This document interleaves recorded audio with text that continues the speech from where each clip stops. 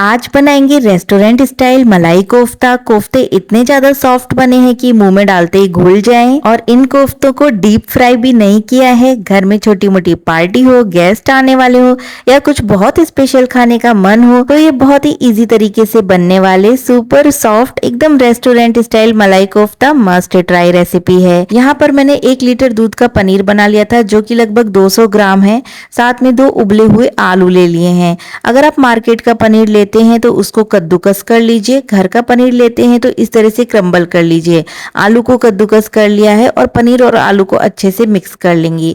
अब इसमें डालेंगे 1 छोटा चम्मच नमक, 1 छोटा चम्मच काली मिर्च का पाउडर, 1 छोटा चम्मच लाल मिर्च का पाउडर और 2-3 चम्मच कॉर्नफ्लोर। यहाँ पर मैं कोफ्तों को डीप फ्राई नहीं करूंगी तो 2 चम्मच कॉर्नफ्लोर डालेंगे तो भी बहुत आराम से काम चल जाएगा। अब यहाँ पर थोड़ा सा हरा धनिया डाला, सबको अच्छे से मिक्स कर लेंगे।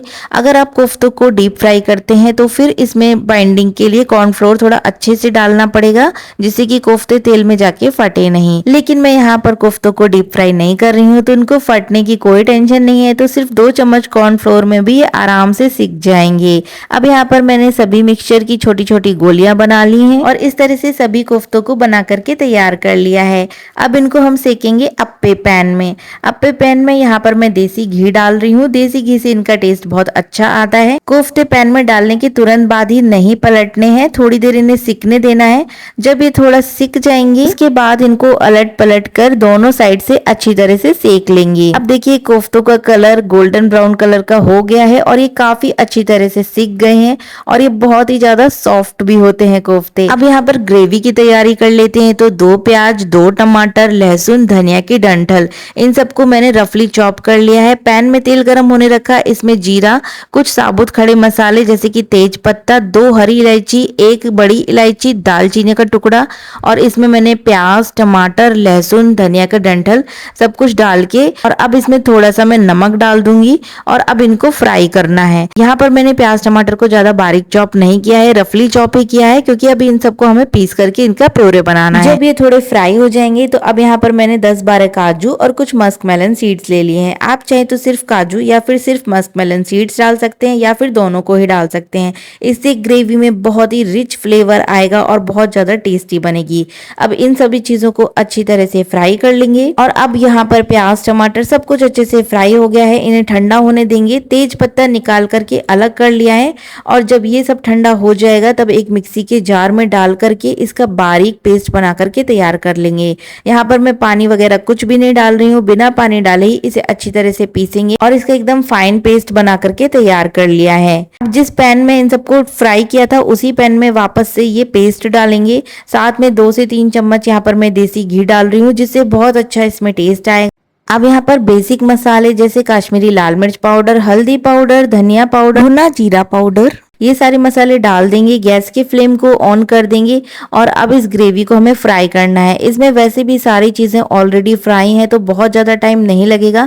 थोड़ा सा नमक और डाल दिया है। इस बात को ध्यान रखना है कि नमक हम पहले भी डाल चुके हैं तो हमें हिसाब से ही नमक डालना है।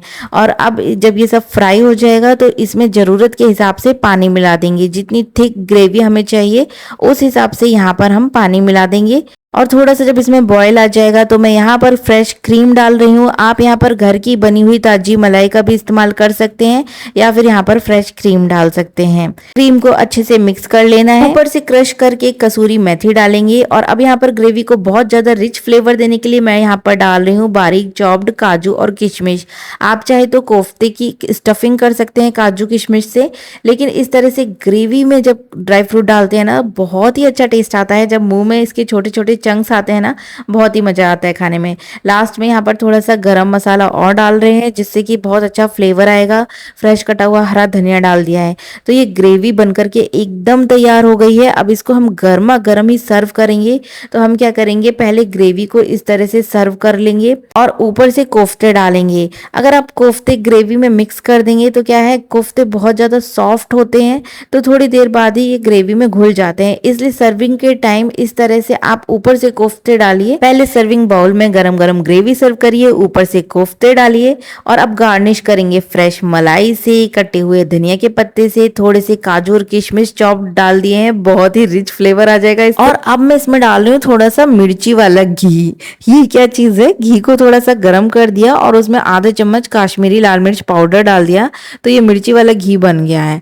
अब इसे इस तरह से गार्निश करिए। देखिए ग्रेवी का एकदम लुक चेंज हो गया, इतना डिलीशियस लग रहा है देखने में, खाने में भी बहुत अच्छा टेस्ट आएगा और देखने में तो एकदम ऐसा लग रहा है 5 स्टार रेस्टोरेंट वाली डिश बन करके तैयार हो गई है। ग्रेवी बहुत ही ज्यादा टेस्टी बनी है, एकदम रिच फ्लेवर है ग्रेवी का। कोफ्ते बहुत ज्यादा सॉफ्ट बने हैं, एकदम मुंह में जाकर के घुलने वाले कोफ्ते बने हैं। सच बताऊं तो रेस्टोरेंट की मलाई कोफ्ते भी इसके आगे फेल हैं। एक बार आप ये रेसिपी जरूर ट्राई करिए।